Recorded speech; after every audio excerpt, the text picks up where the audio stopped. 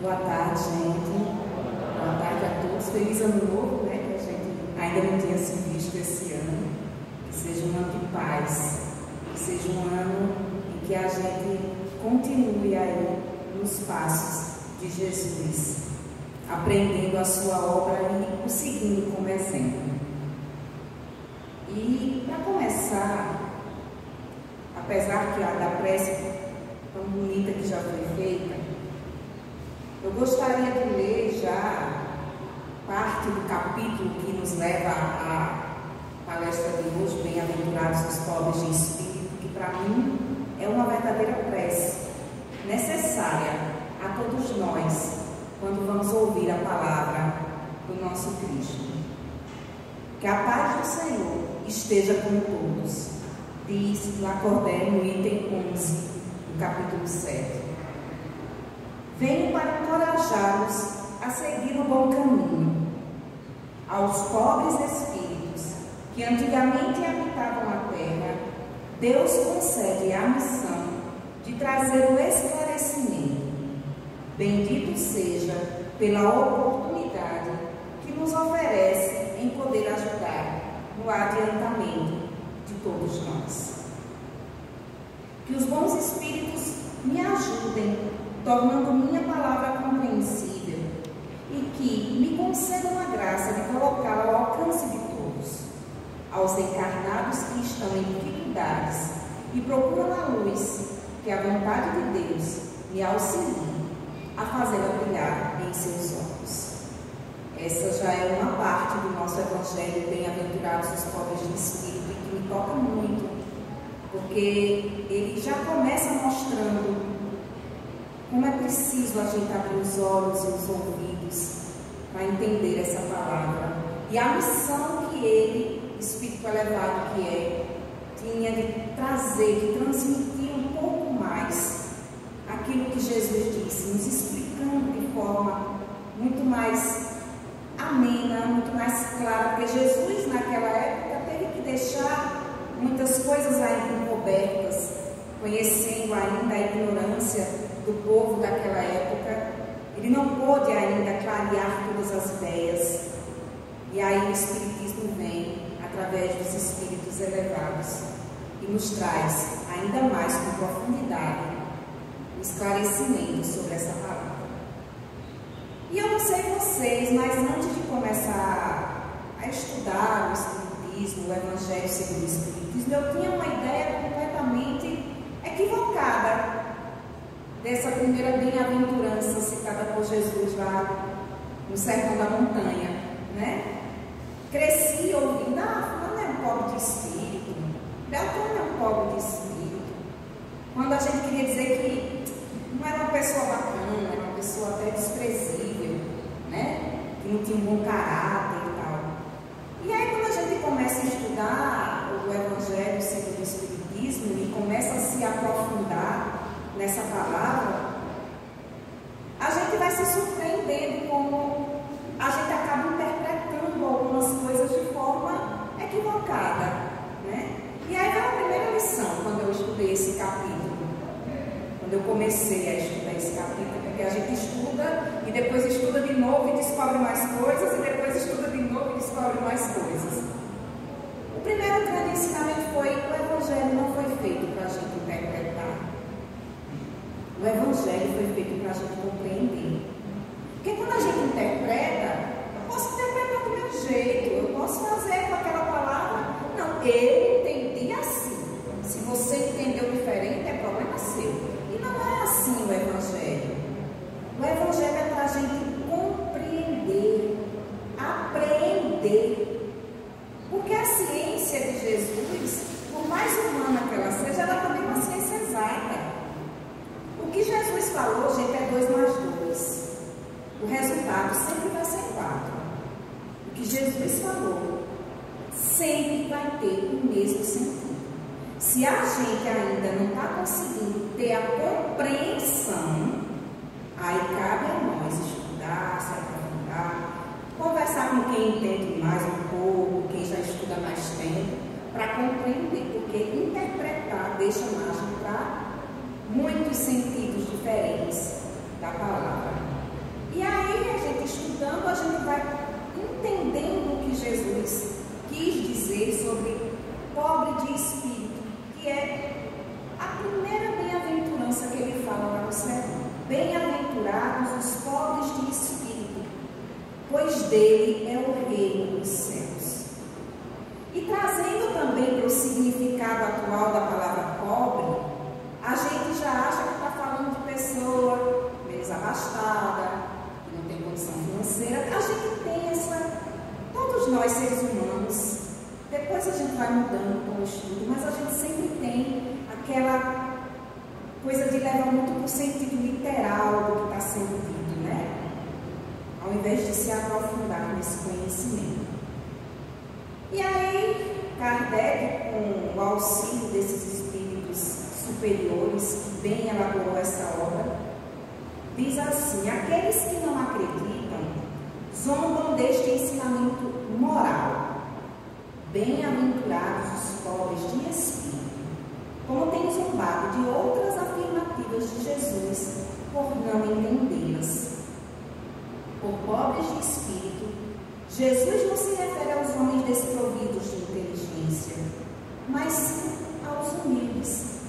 Ele diz que é para estes o reino dos céus e não para os orgulhosos.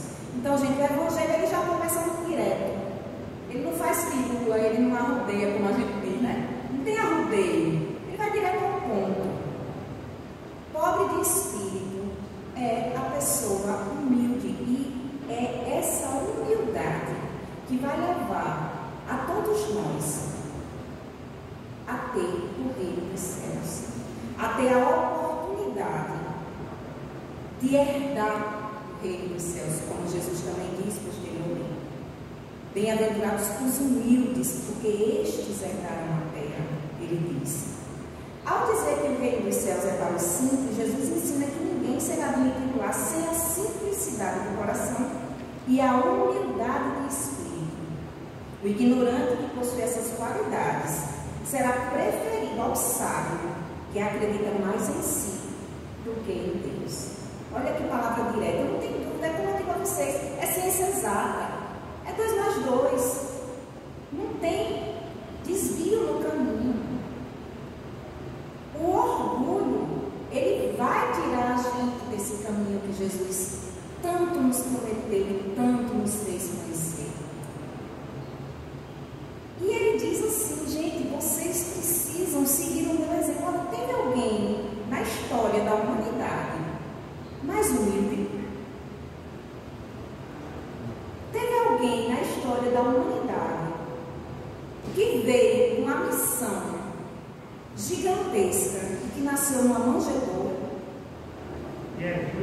Já começou, só o nascimento dele já mostrava o tamanho da humildade que ele iria nos exemplificar.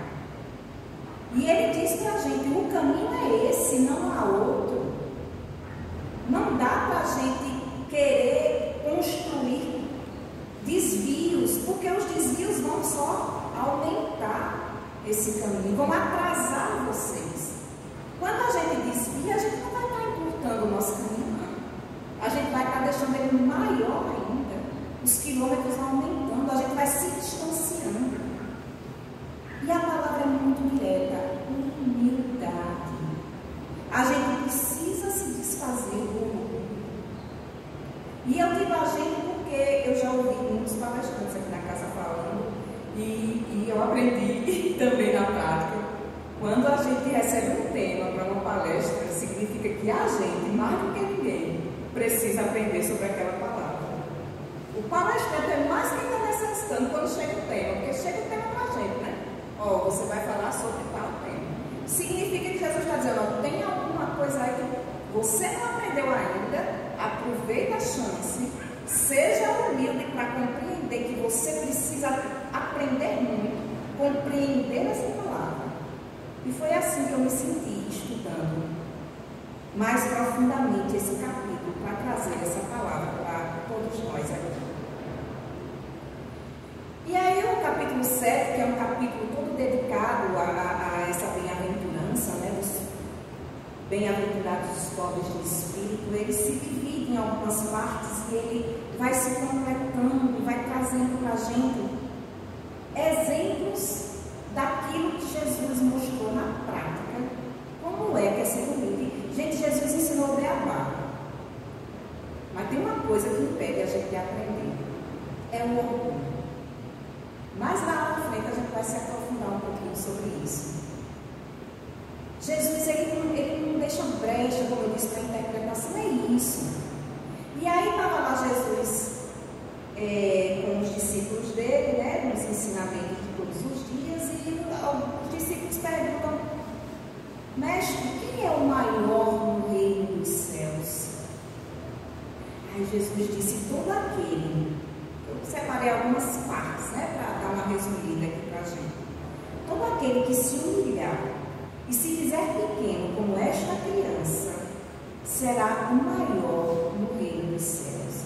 Jesus pega um dos maiores exemplos de humildade e diz para a gente: é muito simples, é só copiar isso aqui. Copia, faz igual que você já vai estar no caminho certo. Por que Jesus usa as crianças como exemplo? Vocês já viram alguma criança quando está arengando no mundo? Porque criança começa a brincar, daqui a pouco está aquela arenguinha, né? Vocês já viram alguma criança dizer assim: você sabe com quem você está falando na hora que está arengando? Você sabe quem eu sou para estar falando assim comigo? Eu nunca vi uma criança reagir assim quando está arengando com um amiguinho. No máximo, eu vou chamar a minha mãe, viu? Que é autoridade para ele, né? A criança, ela é desprovida de orgulho. Quando ela vai ter um amiguinho, ela não olha se o amiguinho é da mesma cor que ela. Ela não olha se o amiguinho tem a mesma crença religiosa que ela tem. Ela não olha se o amiguinho estuda na mesma escola cara ou não que ela. Se tem as mesmas roupas que ela tem. Ela só quer a amizade daquela outra pessoa e nada mais. Ela só quer um instante para brincar. Ela se despoja do orgulho, ela não tem orgulho. Por mais que o Espiritismo nos ensine que mesmo a criança já pode ter um espírito mais velho, mas naquele momento da encarnação dela, ela é o ser mais simples e mais humilde que a Terra conhece. E foi por isso que Jesus utilizou o exemplo da criança.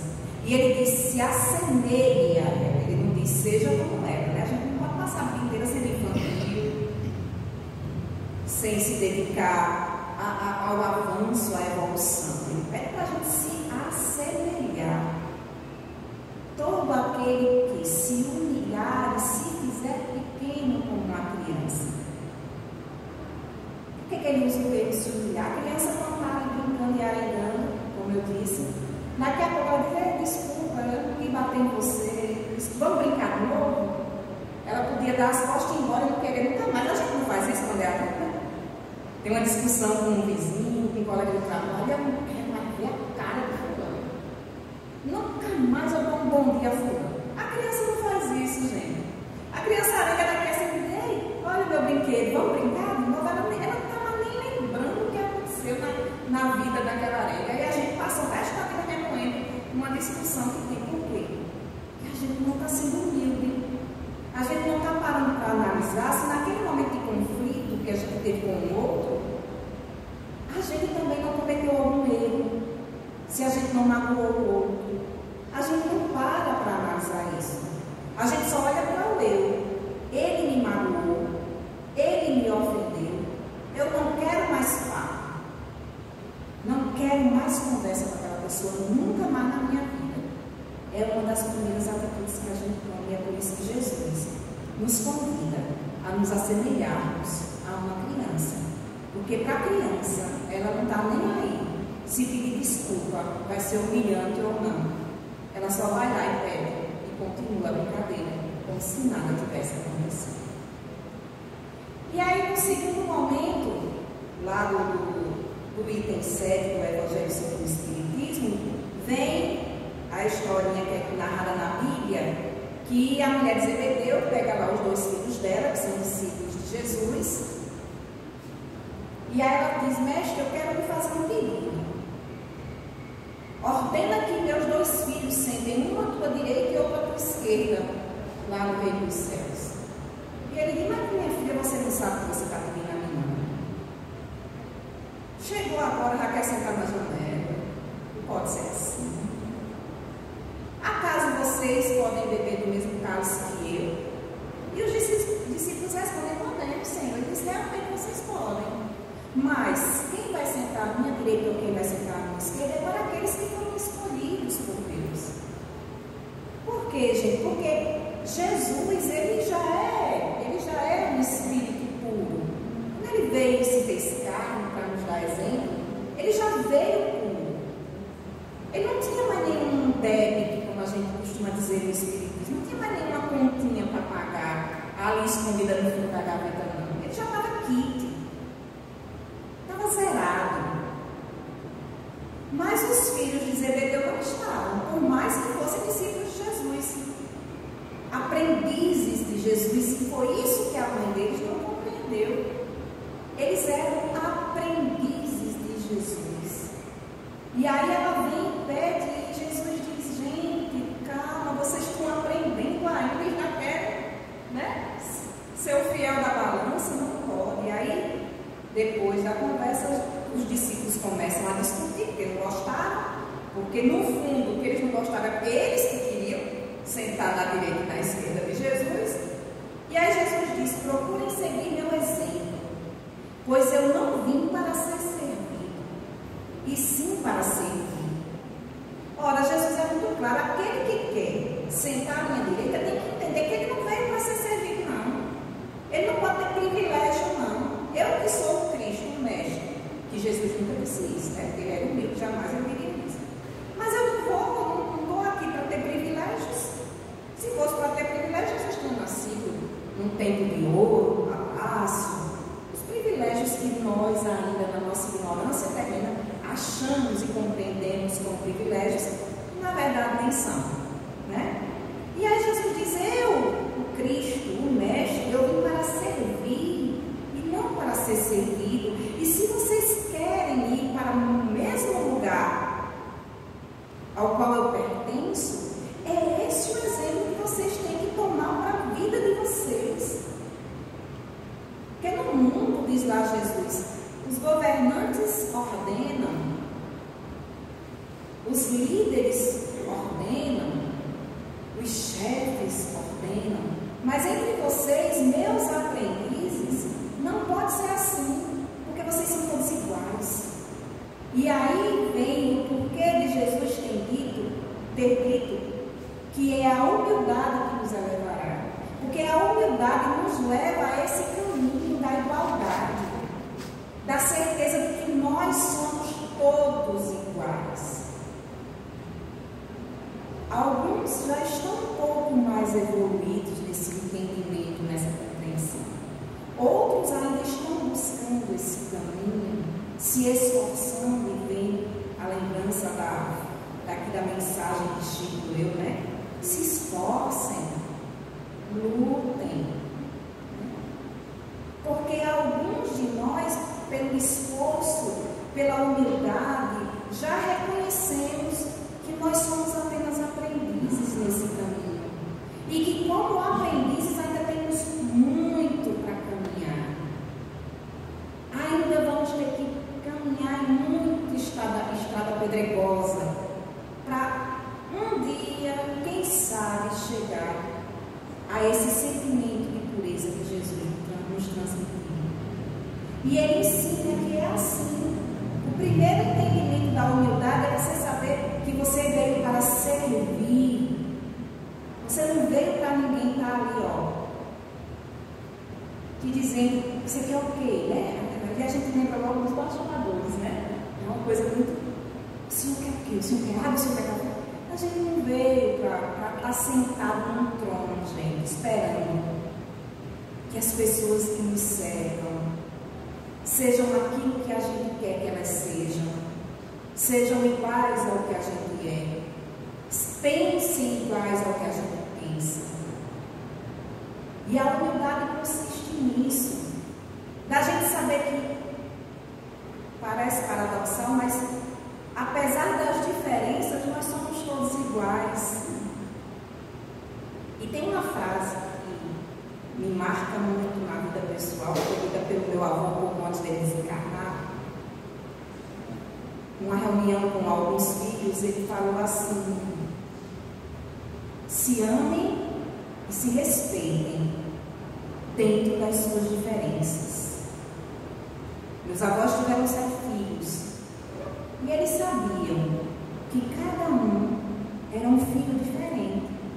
Não dava para exigir que todos... mas eu eduquei todos iguais. Educou, não.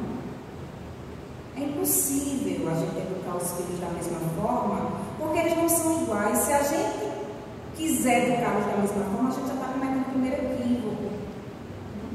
Que a gente precisa compreender que cada ser humano é um ser humano único, individual.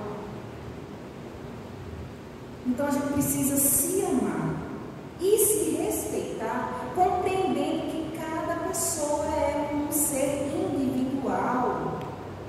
Independente do que ele pensa, da crença, a gente não veio para ser servido, a gente veio para servir. Porque foi assim que Jesus fez. E se ele fez assim, quem somos nós para não fazer? E aí vem o terceiro momento desse item 7. Aliás, dos itens 3, 4 e 5 do capítulo 7.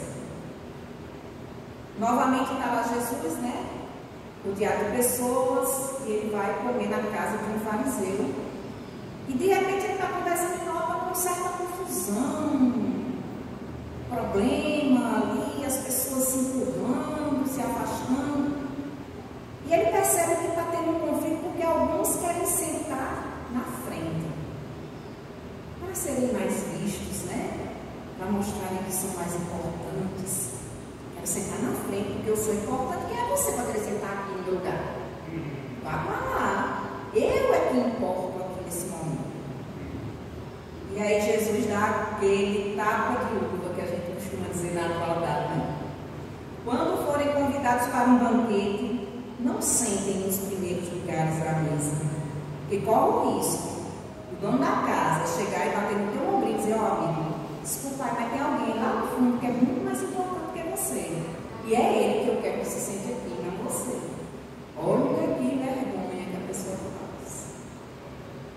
Porque quando a gente quer ser mais importante do que o outro, a gente já está mostrando que não é. Que a gente já está fugindo do caminho da humildade. Mas essa humildade precisa ser verdadeira. Eu não posso só dizer assim: Jesus disse para eu sentar lá atrás, porque eu tenho que ser humilde. Mas eu sei, como diz lá no, da palma esquerda, que é a direita do dedo, aí tem uma parte que diz assim: você deu, mas deixou lá um pontinho do dedo, alguém vê que você deu. Do mesmo jeito é a humildade. Você não pode fingir que está sendo humilde, você tem que ser humilde na prática. E aí a gente vai falar um pouquinho disso aqui. Aí eu trouxe uns exemplos, umas imagens. Porque Jesus ele foi humilde o tempo todo, né? Da hora que nasceu à hora que partiu. Mas esses 4 momentos, para mim, pessoalmente, eles são muito emblemáticos. São muito mais, assim, a gente discute muito eles, né? Essa primeira fotografia aqui, onde ele está com esse rapazinho de azul, é o jovem rico, né? O jovem rico chega para Jesus e diz: bom mestre, o que eu tenho que fazer para herdar a vida eterna? Aí Jesus vai lá, humildemente, e diz: por que me chamas de bom?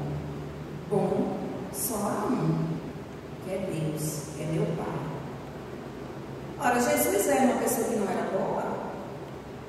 Claro que era. Ele era a própria bondade. Jesus, ele é a própria benevolência. Ele não é alguém que é benevolente, ele é a própria benevolência. Mas quando ele disse que bom só o Pai dele, ele queria dizer: não posso querer ser maior que meu Pai, não.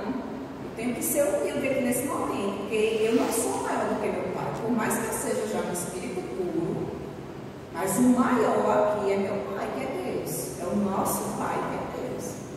Então, meu filho, bom só há um, que é meu Pai. Se tu quer ser a vida eterna, vai lá e segue os mandamentos. E aí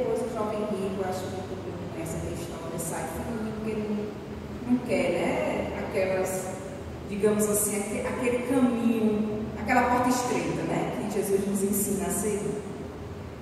No segundo momento, aqui embaixo, é o famoso lava-pés. Jesus faz lá uma ceia para os discípulos dele, Judas sai para entregar Jesus, trair, né? Nós temos a palavra que é meio complexa essa discussão. E Jesus se levanta, pega uma bacia com água, bota uma toalhinha lá na cintura e diz: senta aqui que eu vou lavar os pés de vocês. Agora, Jesus lavando os pés dos discípulos dele, gente. Ele é o mestre. Ele quem deveria ter os pés lavados. Na nossa pequena sabedoria, a gente acha assim. E ele vem e diz: não, vocês estão errados. Eu vim para servir. E aí, na hora que ele vai levar os pés de Pedro, Pedro diz: não, Senhor, não vou deixar o Senhor lavar meus pés, não. De jeito nenhum. O Senhor é meu mestre. Eu sou só um servo seu, um aprendiz. Como que eu vou deixar o Senhor lavar meus pés? E Jesus diz: Pedro,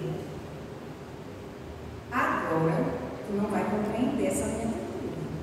Mas lá na frente tu vai entender por que eu estou fazendo isso. Claro que Jesus está muito mais bonito que eu, né? Eu estou assim interpretando. E Pedro não deixa nada. Aí Jesus disse: Pedro, se tu não deixares eu lavar teus pés, é porque tu não tem parte comigo. Aí Pedro se rende àquela atitude. Porque para nós, seres encarnados, a gente não consegue compreender como alguém que é mestre, que é dono da sabedoria, se comporta com tamanha humildade na nossa cabecinha de encarnado. De quem está ainda no caminho da evolução é inadmissível. Olha, eu vou botar meu chefe para fazer o meu trabalho. Que estranho. Olha, chefe, senta aí, faz aqui meu serviço, que hoje eu não estou.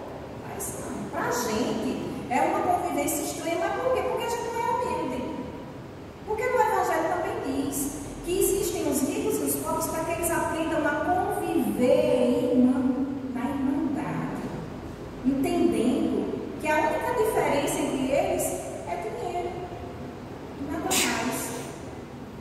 Porque quando se despoja das vestes, quando se despoja do dinheiro, todos nós somos iguais, todos nós temos dois braços, cabeça, duas pernas, é tudo igual. E aí Jesus dá um dos grandes exemplos de humildade, talvez o maior de todos, é ele lavar os pés dos discípulos dele, aqueles que estavam seguindo ele como servos, mas que para ele não eram servos, porque ele veio para servir e não para ser servido. Antes desse lava-pés, tem essa figurinha aí, foi uma situação antes do lava-pés, que foi quando Jesus está indo, né, para Jerusalém, que é o que a gente conheceu até no catolicismo como Domingo de Ramos, né? Que se tornou Domingo de Ramos. E Jesus chega para os discípulos: ó, vai em tal lugar, e lá tem uma jumentinha, e você vai trazer essa jumentinha para mim, que é nela que eu vou me transportar. E digam a eles que o rei deles está chegando, humilde, montado em uma jumenta. Ora, naquela época já existiam alguns meios de locomoção muito mais luxuosos. Né? Os governadores, os romanos usavam meios de locomoção muito mais modernos para aquela época. Mas Jesus não quis aquilo, porque aquilo não era exemplo de humildade. O rei de vocês está chegando, humilde, montado numa jumenta. É mais um exemplo que Jesus deixa para a gente. E como o nosso exemplo é para ser copiado. A humildade é Jesus Cristo. Ele é a maior figura de humildade que a gente tem. E ele foi humilde até o último instante aqui na terra. Porque depois disso ele é entregue lá no Sinédrio, a Caifás e aos sacerdotes. E lá, insistentemente, eles diziam: diga que você é rei, diga que você é o maior entre nós. E ele humilde, silenciou. E nessa hora ele apanhou. E ele foi cuspido no rosto. E ele foi esmurrado. E ele continuou humilde. Ele não reagiu. Porque ele sabia, ele entendia que uma das principais missões dele era deixar para a gente o exemplo da humildade. Porque se no Evangelho diz que fora da caridade não há salvação, aqui no capítulo 7, os pobres de espírito diz que não existe caridade sem humildade. Então, se eu não for humilde, eu não estou sendo caridosa. Se eu não sou caridosa, vai ser difícil minha salvação, vai levar muito mais tempo para eu chegar a ela. E aí vem um outro item do nosso Evangelho, que é muito bonito esse Evangelho. É o item 10, que é os mistérios ocultos aos sábios. Então Jesus disse essas palavras: eu me rendo glória a meu Pai, Senhor do céu e da terra, por ter ocultado essas coisas aos sábios e aos presunçosos, e por tê-las revelado aos simples e aos pequeninos.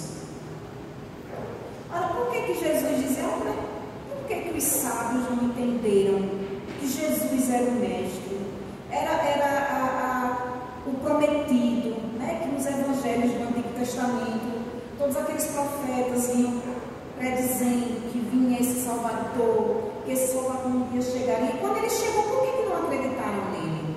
Especialmente os donos da lei, os conhecedores da lei, fariseus, sacerdotes, especialmente essas pessoas que conheciam tudo que os profetas haviam predito. Por que especialmente eles não acreditaram? Porque a gente era orgulho demais. Era orgulho demais, não dava para aceitar, para eles aceitarem, que um carpinteiro que nasceu numa manjedoura, filho de uma mulher humilde, filho de uma mulher pobre, no sentido que a gente usa de não ter dinheiro, como que Deus vai mandar o filho dele no meio como esse? De jeito nenhum. Deus, com certeza, se fosse para ser aqui, teria escolhido a mim, eu que nasci, que sou eu. Imagino que os fariseus e os sacerdotes pensavam isso, né? A gente estudando começa a imaginar isso. Teria escolhido a mim, eu que sou conhecedor da palavra, eu que sei cada item do que está escrito aqui, eu que levei anos estudando a palavra dos profetas enviados por Deus. Era a mim que Deus teria escolhido para ser o filho dele, o salvador desse povo. Era por isso que eles não compreendiam o que Jesus estava dizendo. E era por isso que eles não acreditavam em Jesus. Porque era orgulho demais que eles tinham para compreender que alguém tão simples, tal qual aquela criança que ele nos ensina, seria o enviado de Deus para a salvação de todos. E aí o Evangelho diz: se elas se recusam a reconhecer a verdade, é porque o seu espírito ainda não está suficientemente maduro para compreendê-la, nem seu coração para sentir. Então, Jesus deixou que muitos não compreendessem, por isso ele falava muito por parábolas, mas por isso que ele sabia que nem todo mundo estava preparado para compreender o que ele estava dizendo. Porque era orgulho demais, e aqui vem dizendo: o orgulho é o véu que lhes encobre a visão.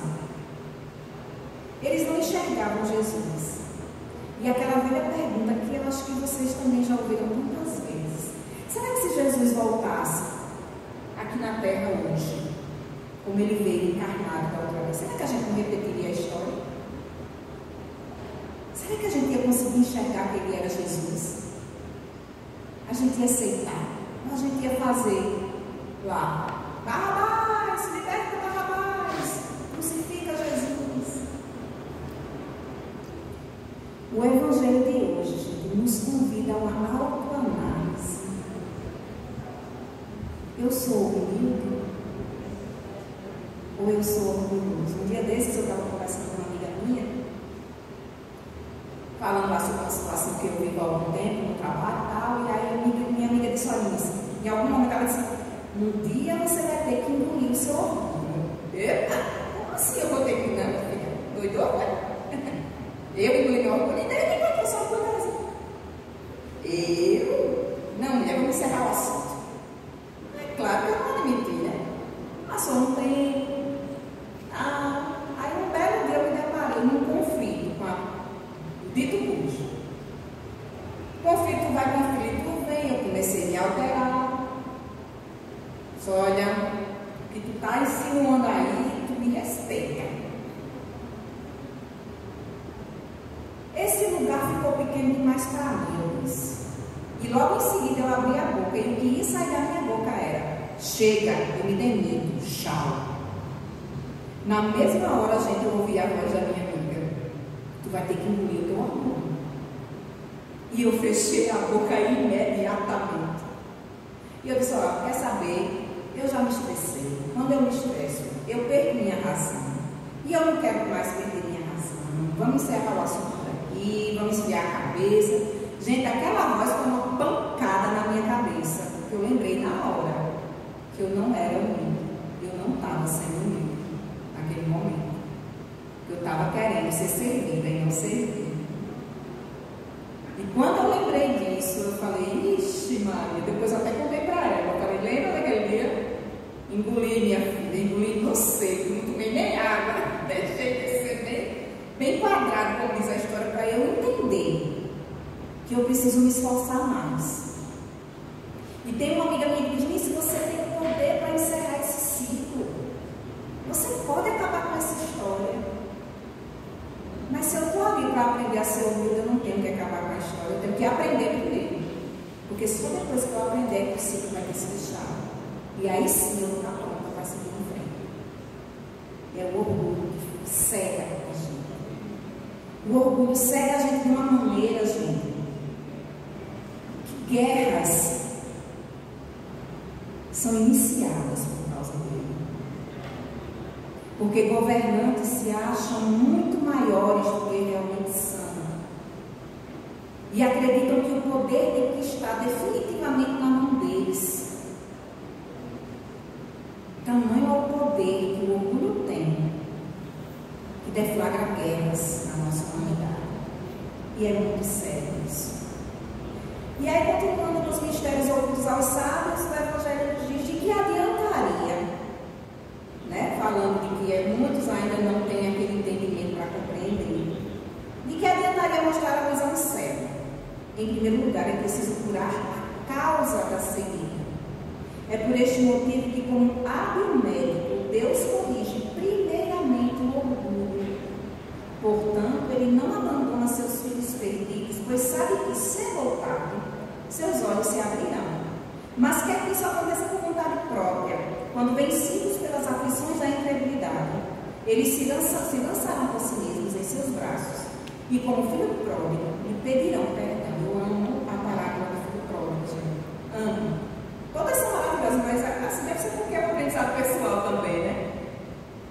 Porque o que o Evangelho diz assim, gente, não adianta a gente discutir, não. Não adianta a gente querer forçar ninguém a ser humilde, não. Ele vai ter que aprender sozinho como é que faz para ser humilde. Como eu estou aprendendo nesse caso, né? De ter que engolir o orgulho. Fulano, você não pode fingir que é humilde. E por isso eu volto a dizer que o Evangelho nos convida a uma autoanálise. Tem uma história muito engraçada. Tempos atrás, uma tia minha vendia roupas íntimas. E um certo dia, uma amiga dela chegou na casa dela e saiu comprando tudo que via. O que coubesse nela, ela comprou, levou tudo, não deixou nada no estoque. Aí minha tia disse: mulher, o que é que aconteceu? Tu estava boa, né? Tá levando tudo pelas mulheres, pelo amor de Deus. Eu passei uma vergonha. Eu fui para uma festa do meu marido, muito elegante, eu muito bem vestida. Mas na volta a gente sofreu um pequeno acidente de moto. Tiveram que chamar os bombeiros para nos socorrer. E eu lá com a perna quebrada, caída no chão, e comecei a pensar: meu Deus, minha roupa ainda está furada.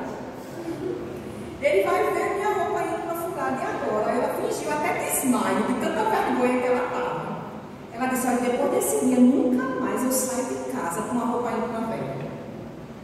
É uma história engraçada, gente, mas a moral dela, para mim, foi a seguinte: não adianta a sua veste tão elegante. Um dia, o seu íntimo vai ser descoberto. Um dia, ele vai ser exposto para todo mundo conhecer. Não vai ter jeito. Dessa realidade você não foge. E não é porque Deus vai te punir, não, porque Deus não é um Deus punitivo, e a gente aprende isso no Espiritismo. Deus não é aquela pessoa que chega e te castiga. Olha, tu vai agora morar no inferno pela eternidade, porque tu não foi uma pessoa humilde. Não. E está dizendo aqui, ele não abandona seus filhos perdidos, porque ele sabe que tal qual o filho pródigo, um dia eles vão voltar e vão bater lá na portinha do pai. E vão pedir: pai, deixa eu voltar para casa. Mas ele teve que ir, engolir o orgulho dele, aprender tudo sobre humildade e voltar para casa. Então Deus, ele faz isso com a gente, e o ensinamento da reencarnação nos comprova isso. Por que a gente tem que reencarnar? Porque quando a gente não aprender a lição, tintim por tintim, a gente vai ter que voltar para cá.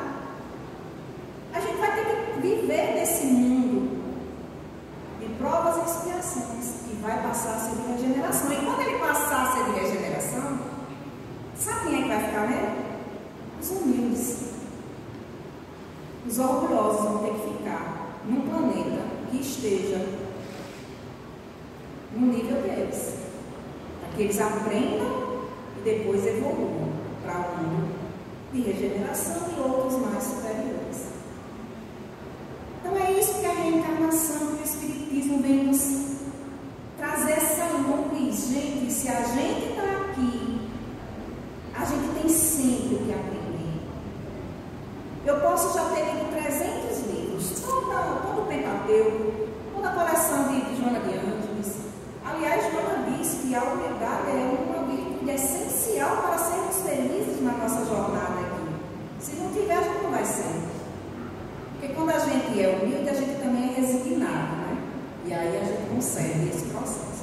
Então a gente está reencarnando várias vezes para que a gente aprenda essa lição. Do contrário, a gente vai continuar nisso.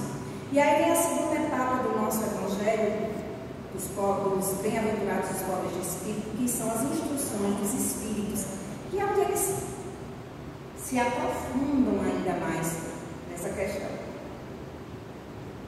Vou dar uma corridinha aqui, que o tempo já está passando. Aí ele diz assim no Evangelho, no item 11: o orgulho é o terrível adversário da humildade. Se o Cristo prometeu o reino dos céus aos mais humildes, foi porque os poderosos da terra imaginam que tanto os títulos quanto as riquezas são as recompensas dadas por seus méritos, e que sua origem é mais pura do que a do pobre. Aí, em outro momento, o Lacordaire fala: orgulhoso, o que você era antes de ser nobre e poderoso? Talvez tenha sido mais humilde que o último de seus criados. E aí vem aquilo que eu estava falando, da reencarnação.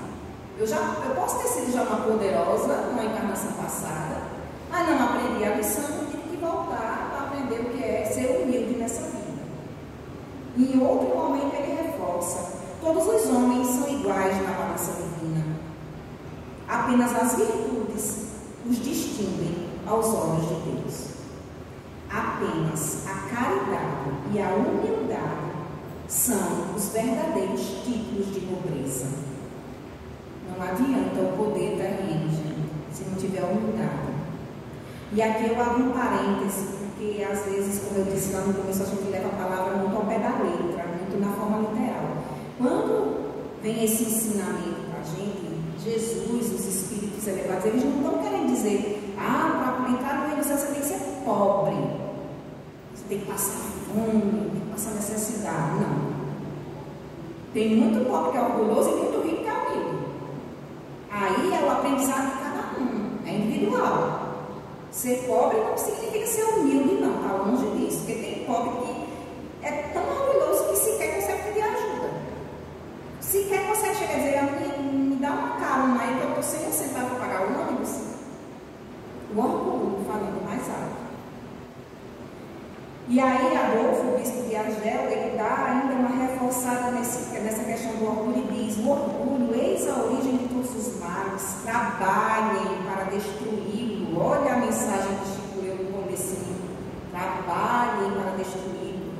se não quiserem que suas consequências nocivas se mantenham para sempre. Não quiser ficar reencarnando, e sofrendo a mesma coisa, vai ter que deixar de ser orgulhoso.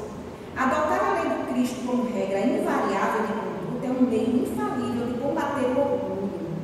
Mas, infelizmente, a lei que ele veio ensinar tem sido rejeitada ou mal interpretada.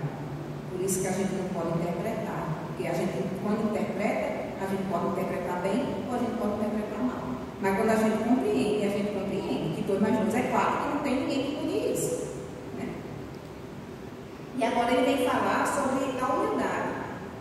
A humildade é uma virtude muito esquecida entre os homens. Os grandes exemplos que dela tiveram foram muito poucos seguidos. Será que sem humildade poderemos ser caridosos para com o nosso próximo? Claro que não. A humildade iguala as criaturas, mostrando que todos são irmãos, que devem se ajudar mutuamente e as conduz ao bem. Sem humildade apenas se enfeitam de virtudes. Olha lá a roupa bonita e o ímpeto furado, né? A humildade, sem humildade apenas se enfeitam de virtudes que não possuem. É o mesmo que vestir uma roupa para esconder as deformidades do corpo.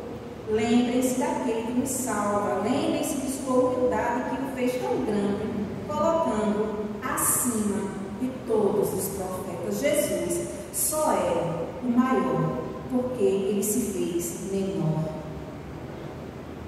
Do contrário, ele não teria sido.